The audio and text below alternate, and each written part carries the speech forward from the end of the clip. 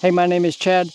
This week I've got what will hopefully turn out to be a fairly fun video that I want to share with you guys. So, as everybody is well aware, there was a particular situation that happened a few weeks ago at a particular politician's rally. So, last week I was trying to prove a point from the, we'll call them the bad guys' point of view, and I didn't have the time to set things up as well as I wanted to, and it just didn't turn out quite as good as I had hoped. This week, I've got something a lot more fun and a lot more suited to the skills that I have been working on for the last year. So, let me show you something. Okay, so you know the company called, I believe, Infinite Defense? They make those rubber targets. Well, I made an order from them. I picked up one of these rubber sight-in targets, so I might get some use out of this. If nothing else, I just think it might be handy to have a small, easy to move around target to check zero a couple times on some rifles. But the main thing was I picked up this guy right here. So obviously got a couple clamps so that I can attach it to my stakes, but this is obviously the bad guy. So what I've got in mind for this video, I'm going to try out the ammo that I had been using before I switched over to my Alpha Brass. So this will be my Norma Brass. I want to shoot down at a paper target, just a couple shots, see where I'm at.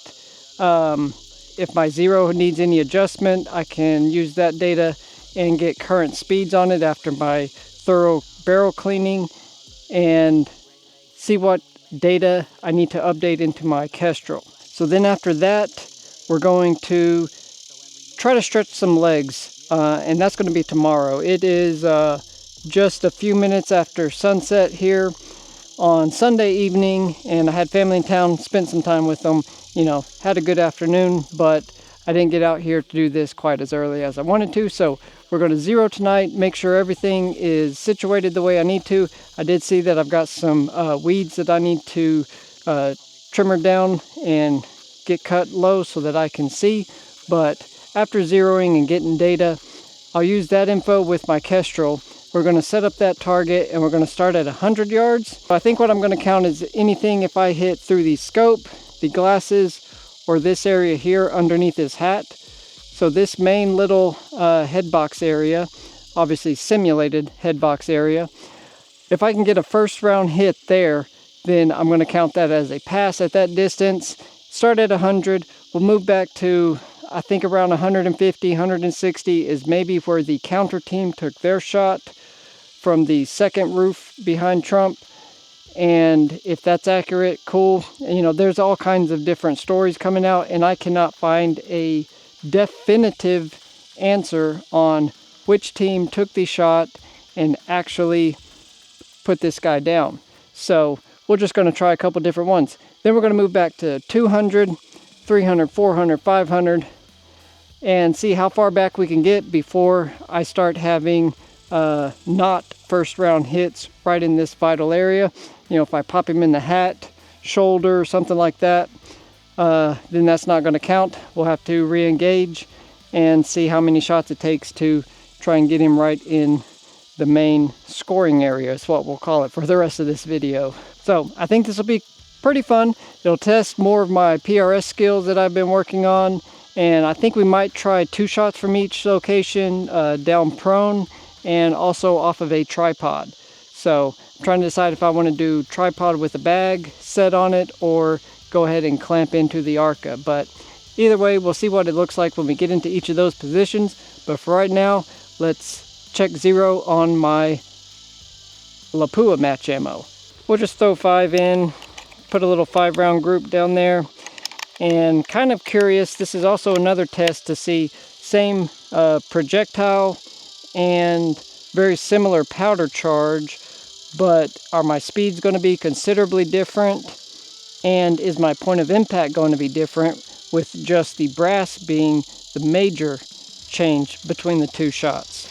So looking at more of a group, then I can take that if I'm a little bit low, high, and left or right, measure that and input it into my Kestrel as an offset. So once it starts calculating out to a further distance, it'll automatically use that data and give me the correct firing solution. So I think doing this tomorrow is going to work out better. The wind has died down, so there's not going to be near as much challenge. So tomorrow it's going to be 102, 103 in the afternoon, and we'll probably have quite a bit more wind.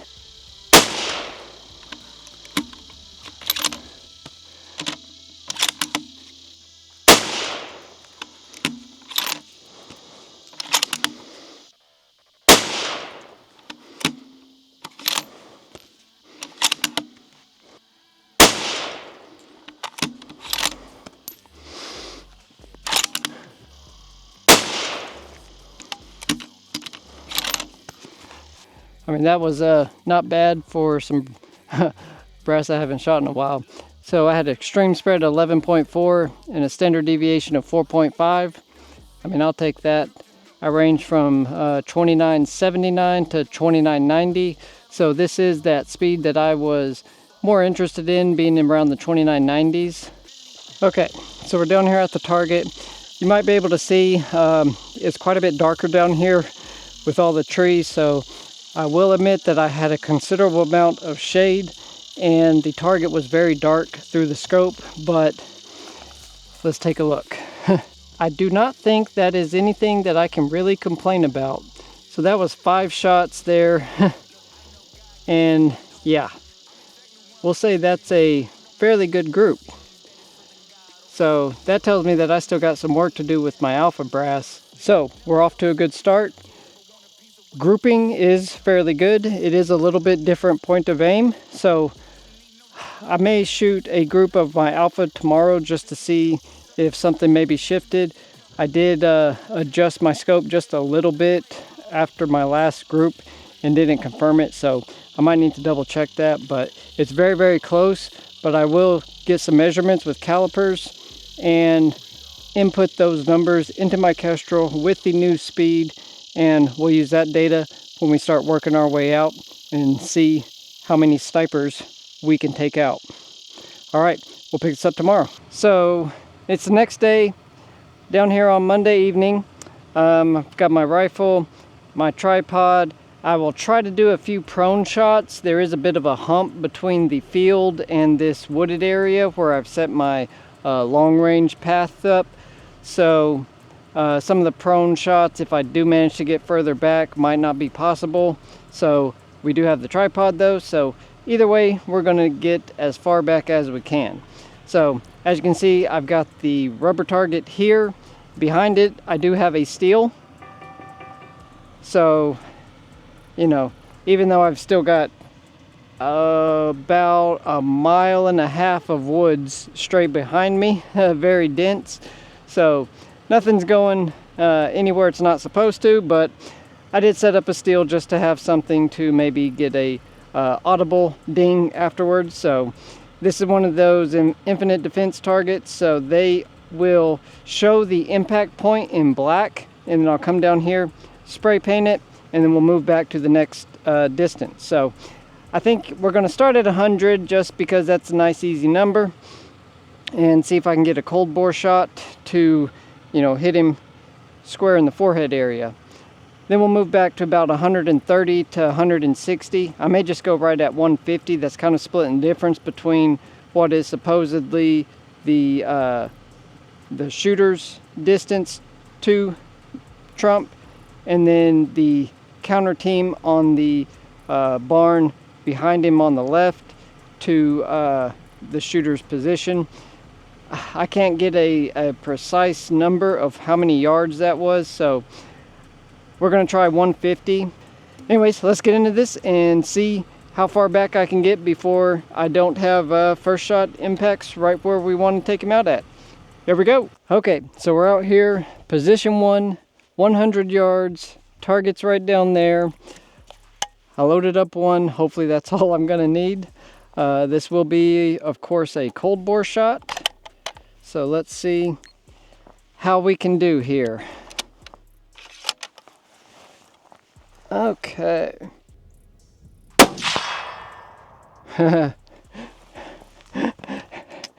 That one was good.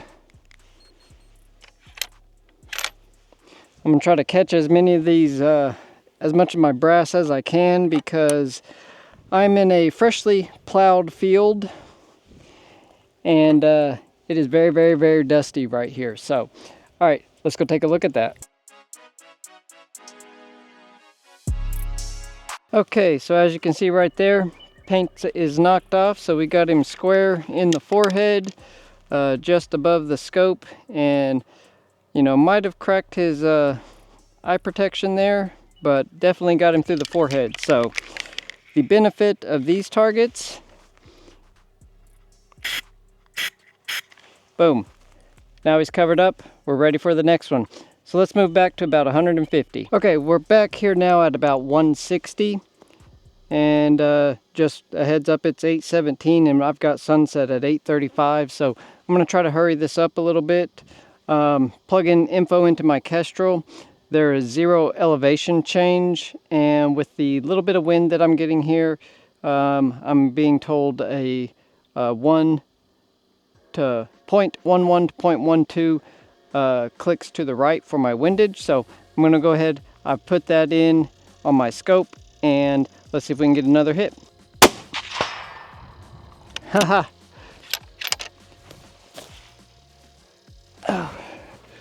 So that one, I popped him right through the scope. I think the battery on my trigger cam died. I didn't think to recharge it after the match where I ran it a whole bunch. So, oh, I'm kicking myself for that. But let's go paint it up and then move back another 100 yards. Okay, so that does not get much better. That was a straight through the scope, popped him through the eyeball.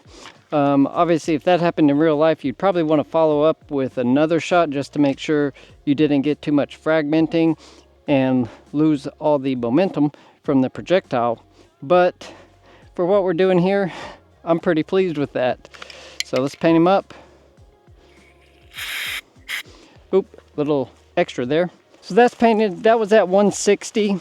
What I'm thinking is I'm just going to go ahead and run back to 300. I'm losing daylight, and it was over 100 degrees here for the majority of the day, and I just didn't want to be standing out here in the middle of a plowed field with the wind blowing and the sun beating down, walking hundreds of yards back and forth.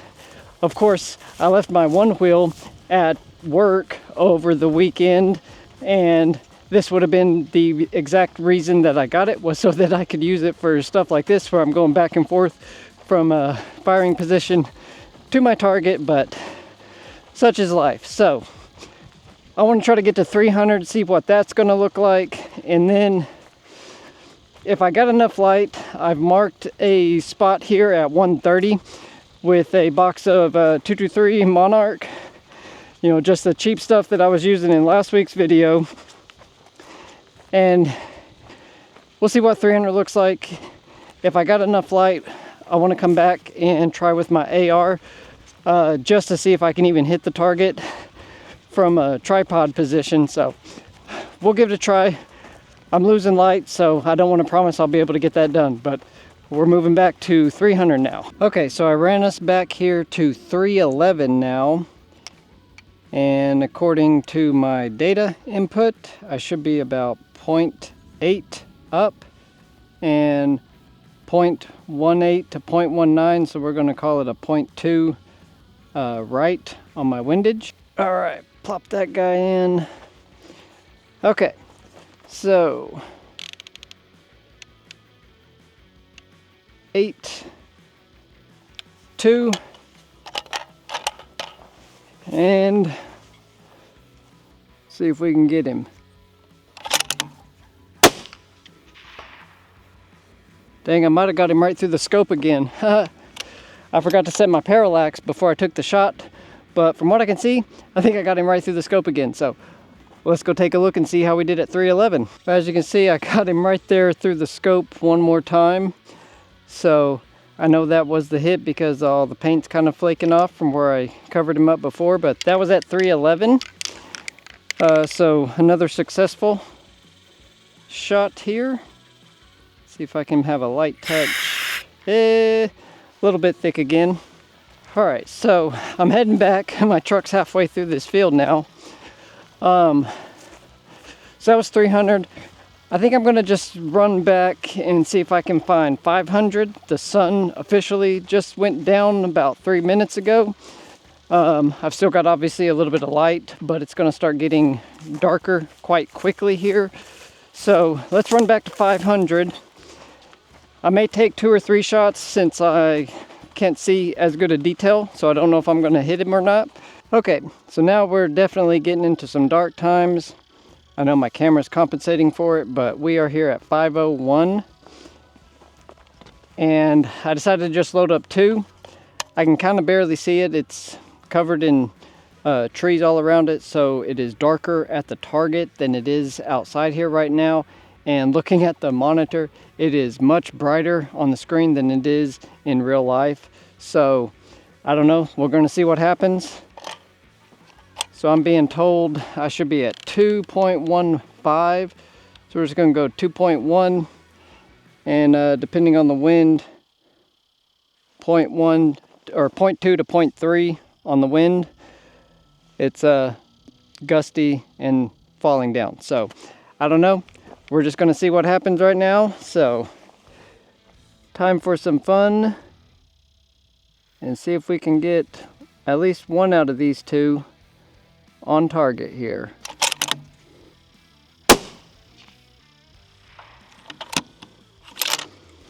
Okay. And we'll try the other one here.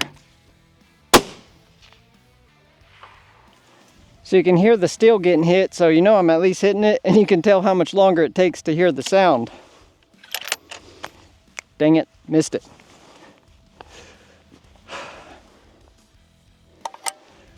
Okay, I don't know. Okay, so down here, you can kind of see this is the 500 yards. So, you know, took him out chest and through the face, lower chin area there.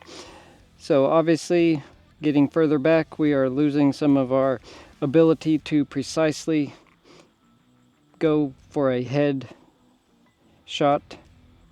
But, I mean, I still got one in the head, neck area, and one in the upper chest, lung area there. So, you know, 500, you could still do it. I'm sure if it, you know, I'm not any kind of a tactical person, so I'm just kind of winging it. But still, PRS skills put into slightly real life situation.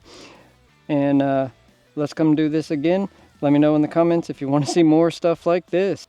Okay, so let's go ahead and finish this video up. If you thought that was kind of fun, and if you want to see what I do in the future, make sure, look right down below, get subscribed. It really does help when you guys hit the subscribe button and follow along. Helps me to get my videos out to more people and try to meet more people out in the world. I really do have fun with this, and I really enjoy talking to everybody. So if you got anything else you want to say about this, please let me know down in the comments. I hope this one was kind of fun. If you want to see me attempt this by going, I mean, we're almost at the road here where I've got my PRS platform kind of thing built up here. And if you want me to see if we can try this with my target all the way at the far end of that tree lane, and that'll put us around 720s to 750 depending on where I set it up at. If you want to see me take an attempt at that, please let me know down in the comments. I'll be more than happy to do that in a future video and see what else we can do with this thing. So obviously I've got that target. It's made out of rubber. It's going to last a long time. If you got any other cool ideas for stuff I can do with it, also let me know down in the comments. So liking the video, subscribing, and leaving comments really helps a lot, and I appreciate every single one of you guys that does do that. And gals, if I got any ladies out there. Well, I think that's going to do it for this video. I had a lot of fun getting this all set up and trying to show a bit of an idea. I kind of want to do this again now that I see how everything's kind of got to get set up and about where I need to be in the field for each of these locations. It took longer to find the next distance than it did to set up and take the shots. So I need to charge my trigger cam. Can't believe I totally forgot that. And I think we'll at least get the first shot, but obviously it'd be cooler if you could see what else I was seeing as I took these shots. So anyways, I'm trying to use the last of the light we've got here. So thank you very much for hanging out with me for a few minutes. I really do hope you have a great rest of your day and a wonderful weekend. And see you on the next one. Bye.